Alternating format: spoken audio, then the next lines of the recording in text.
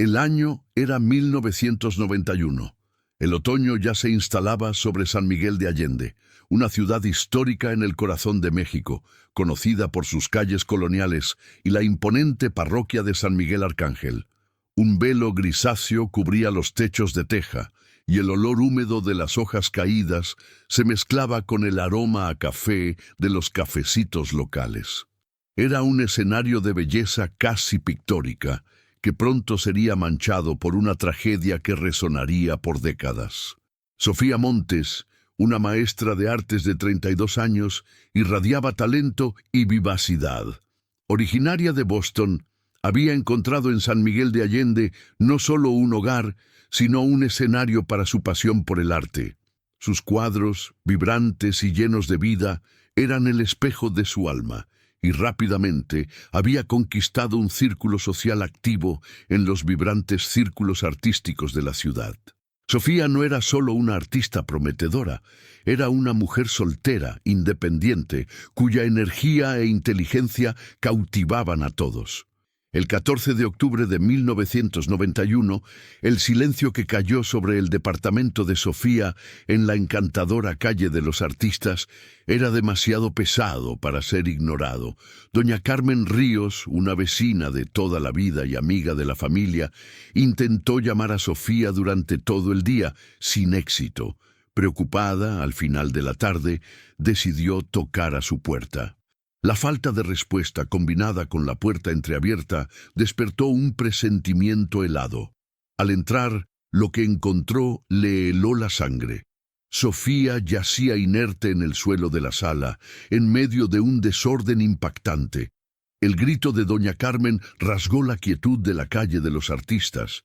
En pocos minutos, la policía de San Miguel de Allende fue alertada. El inspector Juan Carlos Morales, un veterano de la policía local con años de experiencia en casos complejos, llegó a la escena. Sus ojos recorrieron el ambiente con la agudeza de quien ya ha visto demasiado.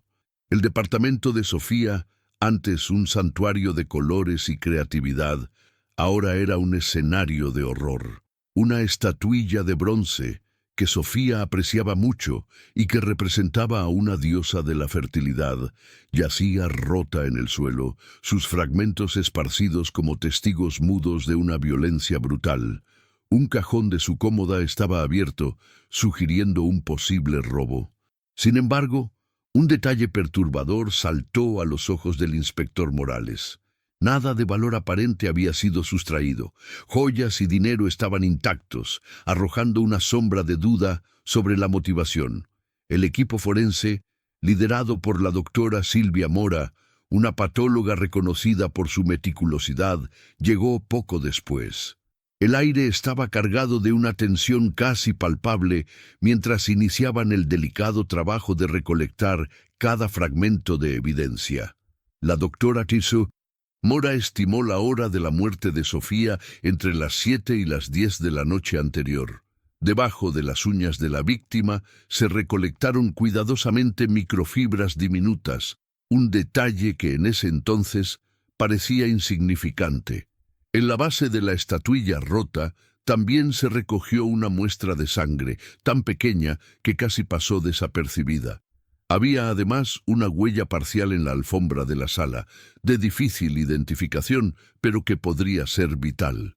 La vida de Sofía, ahora bajo el escrutinio de la investigación, revelaba a una mujer en ascenso. Recientemente había ganado una prestigiosa beca para un intercambio en una galería de arte en la Ciudad de México, un reconocimiento que la llenaba de orgullo, pero que, se sabía, había despertado envidia en algunos de sus colegas y competidores. Sus amigos la describían como alguien que vivía intensamente, con una red de contactos vasta y diversa. Pero, en los días previos a su muerte, Sofía le había comentado a una amiga sobre algunas llamadas anónimas que venía recibiendo desde teléfonos públicos, voces susurrantes que la dejaban incómoda. Los primeros sospechosos surgieron naturalmente. Un exnovio con quien Sofía había terminado recientemente, pero que tenía una coartada sólida y verificable. También había un alumno insatisfecho que sentía que sus trabajos eran injustamente evaluados, pero él también tenía una coartada que parecía resistir el escrutinio inicial. La investigación apenas había comenzado y ya se mostraba como un enredo de pistas e incertidumbres, un verdadero caso que prometía consumir a la ciudad de San Miguel de Allende. El inspector Morales sentía que, bajo la superficie tranquila de la vida de Sofía, había corrientes ocultas que necesitaba desentrañar. La complejidad del caso ya era evidente, y la sensación de que algo fundamental faltaba flotaba en el aire. Las semanas siguientes al descubrimiento del cuerpo de Sofía Montes transformaron la tranquila San Miguel de Allende en un hervidero de especulaciones y miedos. El inspector Morales y su equipo se sumergieron de lleno en la investigación, una verdadera carrera contra el tiempo para desvelar el misterio que envolvía la muerte de la joven artista. Más de 40 personas fueron entrevistadas, amigos, compañeros de trabajo, vecinos, galeristas e incluso los alumnos de Sofía. Cada declaración era una pieza, pero el rompecabezas seguía lejos de armarse. En medio de esta vasta red de contactos, un nombre comenzó a surgir con una frecuencia inquietante: Daniel Soto. Daniel era un joven artista, discreto y algo solitario, vecino de Sofía en la calle de los Artistas. La conocía no solo como vecina, sino también como su antigua maestra, y había sido uno de los candidatos a la misma prestigiosa beca que Sofía había ganado. En los círculos artísticos de San Miguel de Allende, Daniel era conocido por su talento innegable, pero también por una frustración latente, una sensación de que su trabajo nunca recibía el reconocimiento que merecía. La envidia, un sentimiento insidioso, parecía haber encontrado un terreno fértil en su corazón, especialmente después del triunfo de Sofía. El inspector Morales notó un cambio abrupto en el comportamiento de Daniel. Él, que antes era una figura constante en el barrio, desapareció súbitamente, apenas unas semanas después del crimen. Cuando se le preguntó, Daniel alegó haber conseguido un empleo en otra ciudad, Guadalajara, como diseñador gráfico, una oportunidad que no podía rechazar. Sin embargo, una verificación más profunda reveló que el tal empleo era en realidad una farsa. La empresa para la que supuestamente trabajaba no existía, o al menos no bajo el nombre y la dirección proporcionados por Daniel. Esta mentira descarada arrojó una sombra de duda sobre él, transformándolo de testigo a sospechoso principal. La partida precipitada de Daniel, combinada con su vínculo con Sofía y la envidia que muchos sabían que albergaba, era una pista que Morales no podía ignorar. Mientras el equipo de Morales intentaba localizar a Daniel, un descubrimiento tardío añadió otra capa de complejidad al caso. Registros telefónicos, inicialmente pasados por alto por la enorme cantidad de datos, revelaron una llamada hecha desde el departamento de Sofía después de la hora estimada de su muerte. Una única llamada, de apenas unos segundos, a un número no identificado, realizada desde su línea fija. ¿Quién estaría en el departamento de Sofía después del crimen y por qué? ¿Sería un intento de simular normalidad o un mensaje para alguien? El equipo intentó rastrear el número, pero la tecnología de la época no permitió un avance significativo, convirtiéndose en otro enigma en el expediente. A pesar de los esfuerzos incansables, las horas de interrogatorio y el análisis meticuloso de las evidencias, la investigación comenzó a perder fuerza. Daniel Soto se había desvanecido en el aire, convirtiéndose en un fantasma. Las pistas, antes prometedoras, parecían llevar a callejones sin salida. La comunidad de San Miguel de Allende, inicialmente conmocionada y solidaria, comenzó a sentir el peso de la frustración. La presión sobre la policía era inmensa, pero sin un sospechoso concreto y sin pruebas irrefutables, el caso de Sofía Montes se estancó. 6 meses después del brutal asesinato, el inspector Morales, con un nudo en la garganta y la amarga sensación de un trabajo inconcluso, se vio obligado a archivar el caso como no resuelto. La carpeta, gruesa de informes y declaraciones, fue sellada y guardada en el archivo frío de la policía de San Miguel de Allende, un testimonio silencioso de una justicia negada. La vida de Sofía, tan vibrante y prometedora, había sido interrumpida, y su asesino caminaba libre, una sombra en las calles de una ciudad que jamás olvidaría su nombre. El archivo del caso de Sofía Montes dejó un silencio pesado sobre San Miguel de Allende. La ciudad, acostumbrada a la belleza de sus calles y la tranquilidad de su vida, sentía el peso de una justicia que no llegó.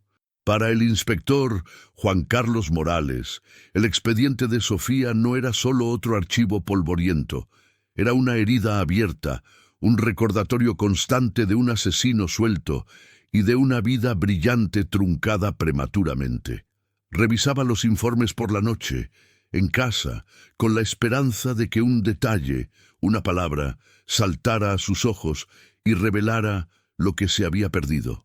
Pero el tiempo es implacable, y las pistas se enfriaban con cada día que pasaba. Sofía Montes, más allá de la tragedia, era una mujer de sueños y una inspiración. Su mejor amiga, Elena Martín, una restauradora de arte en la Ciudad de México, recordaba a Sofía como una fuerza de la naturaleza, una artista que vivía y respiraba colores y formas. Tenía un brillo único, una alegría de vivir contagiosa, dijo Elena en una emotiva declaración. La beca para la Ciudad de México era la culminación de años de arduo trabajo, un trampolín hacia el reconocimiento internacional. Estaba tan entusiasmada, llena de planes para su exposición individual. El director de la Escuela de Artes donde Sofía enseñaba, el señor Felipe Rojas, la describió como una profesora dedicada e innovadora, amada por sus alumnos y respetada por sus colegas.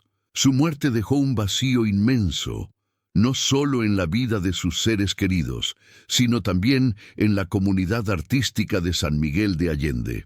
En el corazón de su vida, Sofía mantenía lazos familiares complejos. Su hermano mayor, Gerardo Montes, un hombre reservado y metódico, estuvo presente durante las fases iniciales de la investigación, ofreciendo apoyo a la familia en duelo.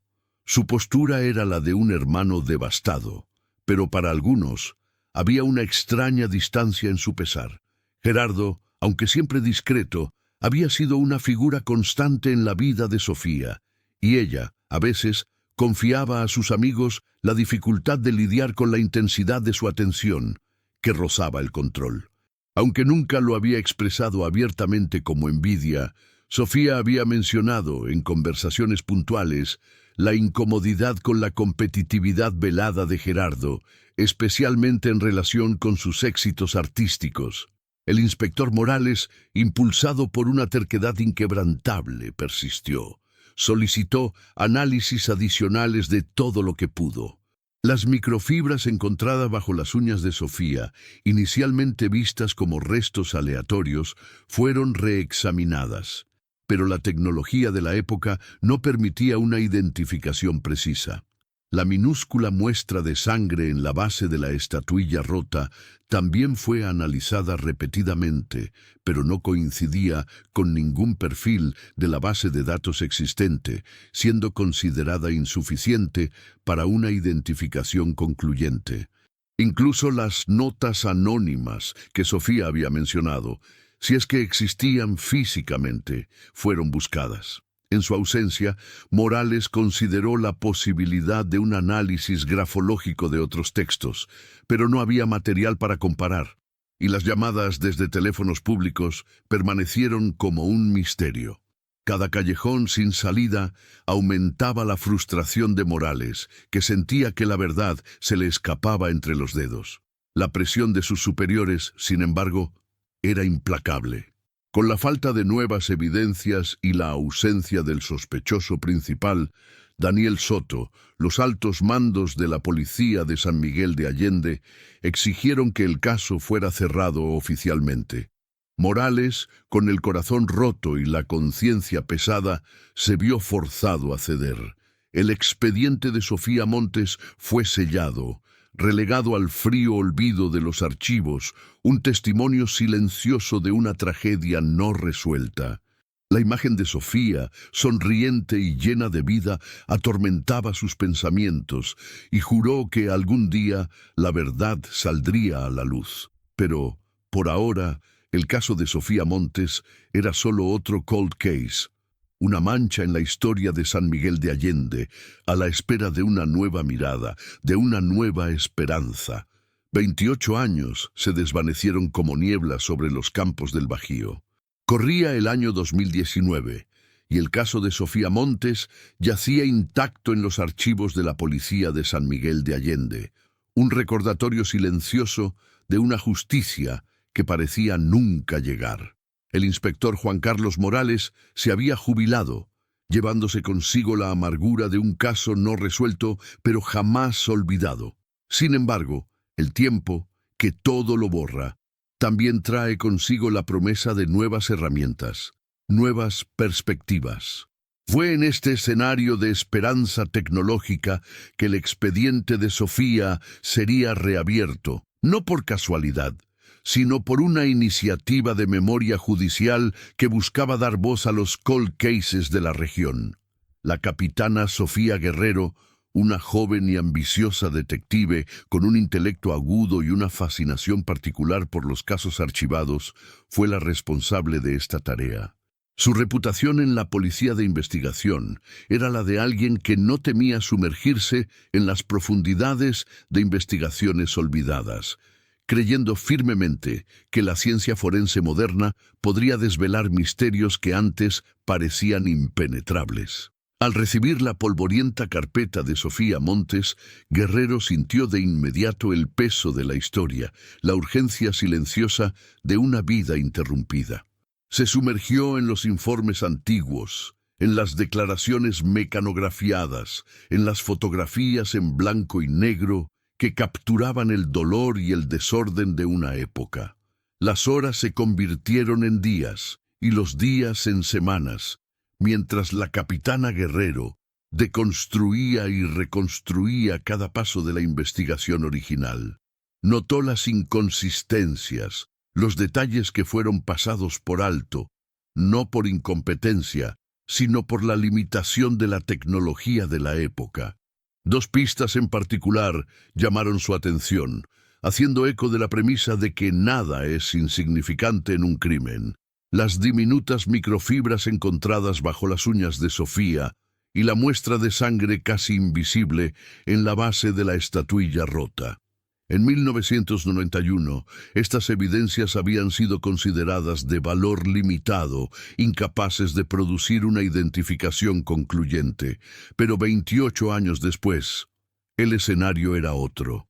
Con la autorización para reexaminar las evidencias, la capitana Guerrero envió las muestras a un laboratorio forense de vanguardia, especializado en análisis de ADN avanzado. La era de la fenotipificación y la genealogía genética había llegado, ofreciendo un poder de identificación sin precedentes. Las microfibras, antes un enredo indistinto, fueron sometidas a un análisis detallado, revelando no solo el origen del tejido, sino también rastros de ADN epitelial. La minúscula muestra de sangre, preservada con notable cuidado a lo largo de las décadas, fue la joya de la corona. Los técnicos del laboratorio trabajaron con una precisión casi quirúrgica, extrayendo el perfil genético completo. Los resultados tardaron en llegar, aumentando la tensión y la expectativa de la capitana Guerrero. Cuando el informe finalmente aterrizó en su escritorio, el impacto fue palpable. El ADN, tanto de las microfibras como de la muestra de sangre, apuntaba a una sola persona. El nombre era familiar, pero la implicación era devastadora. Gerardo Montes, el hermano mayor de Sofía, el hombre discreto que había ofrecido apoyo a la familia, que había llorado la pérdida de su hermana, aquel que, en su momento, había sido visto solo como una figura de luto. La mente de la capitana Guerrero corrió hacia las declaraciones antiguas, hacia las pocas menciones de Gerardo. Recordó las observaciones de Sofía sobre la competitividad velada de su hermano, la incomodidad con la intensidad de su atención que rozaba el control. Esas anotaciones, antes meros matices, ahora adquirían un peso siniestro. Gerardo Montes, el hermano, el pariente cercano, el consolador, era ahora el principal sospechoso. El shock fue inmenso.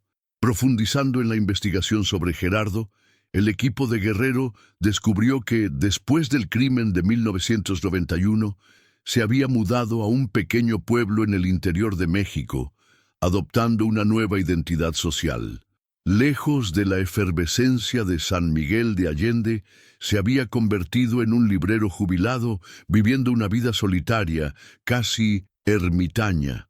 Una huida calculada, un aislamiento que parecía más un escape que una búsqueda de paz. La conexión personal, la obsesión enfermiza que la premisa sugería, comenzaba a dibujarse con contornos más nítidos. La envidia, un veneno lento, insidioso, que había corroído los lazos familiares y culminado en un acto de violencia inimaginable.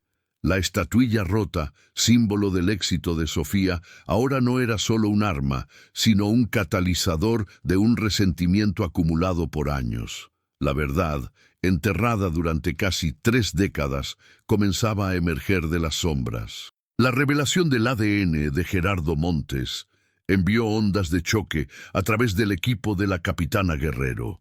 El silencio en la sala de juntas era ensordecedor, mientras el nombre del hermano de la víctima flotaba en el aire, un fantasma inesperado que se materializaba después de casi 3 décadas.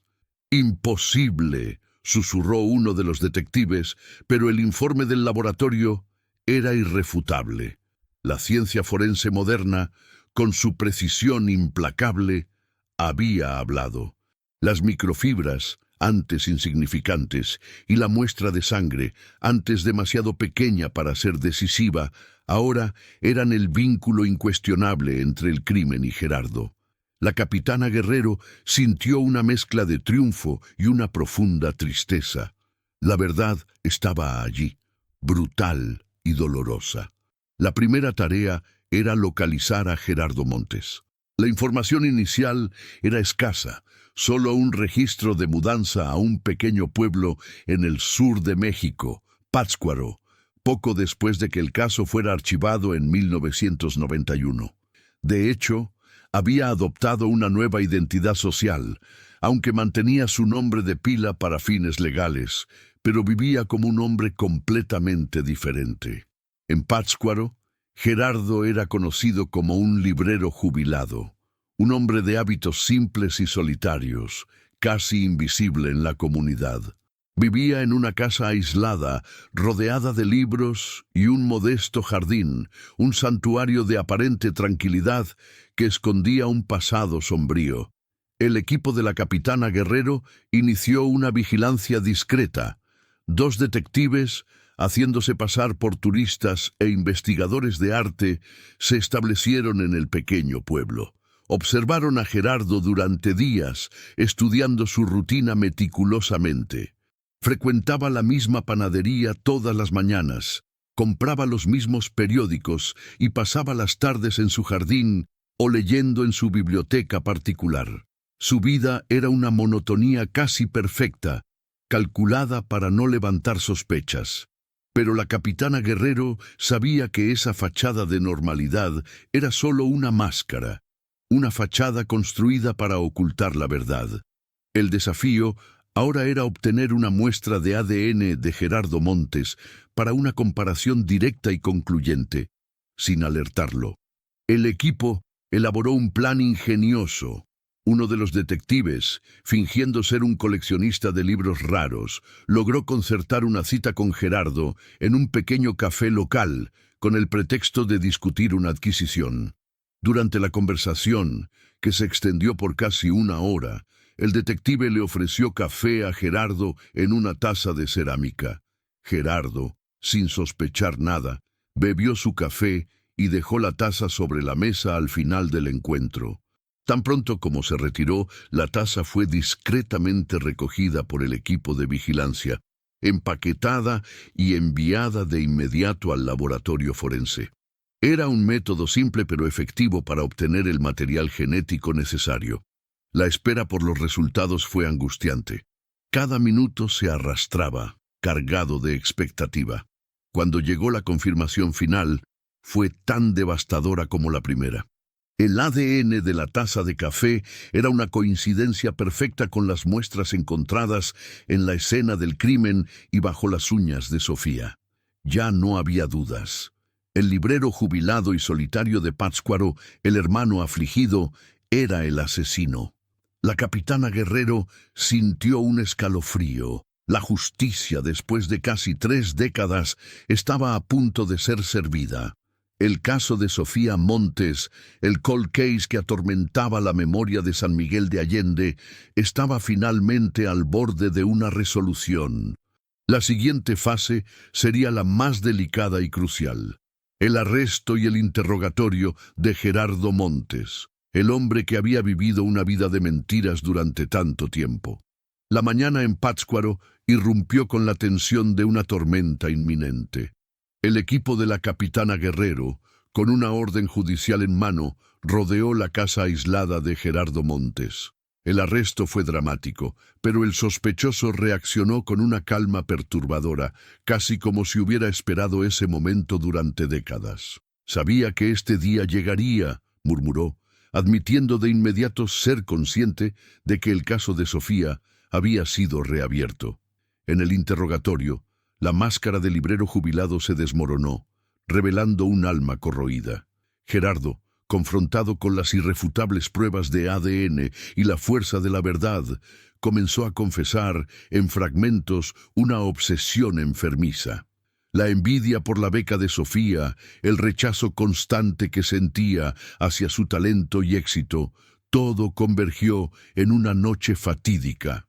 La estatuilla rota, antes un símbolo de arte, ahora era la evidencia final, sus huellas dactilares grabadas en el arma del crimen. La capitana Guerrero también presentó el diario secreto de Sofía, descubierto entre sus pertenencias, que detallaba el comportamiento controlador y envidioso del hermano, confirmando la premeditación. El juicio, en 2020, fue un evento doloroso. La hermana de Sofía, presente en la corte, dio un testimonio emotivo, describiendo el dolor de una familia destrozada. El peritaje psiquiátrico reveló una personalidad narcisista y profundamente resentida en Gerardo Montes. Después de semanas de testimonios y la presentación de las pruebas forenses y del diario de Sofía, llegó el veredicto: 28 años de prisión. La capitana Guerrero sintió un alivio amargo. La justicia, aunque tardía, había prevalecido. En un día de otoño, similar a aquel de 1991, la capitana Guerrero visitó la tumba de Sofía Montes. Flores frescas adornaban la lápida. La verdad, como un fragmento olvidado, siempre encuentra su camino, aunque tarde décadas, en revelar la cara más sombría de la envidia familiar. El caso de Sofía Montes estaba finalmente cerrado.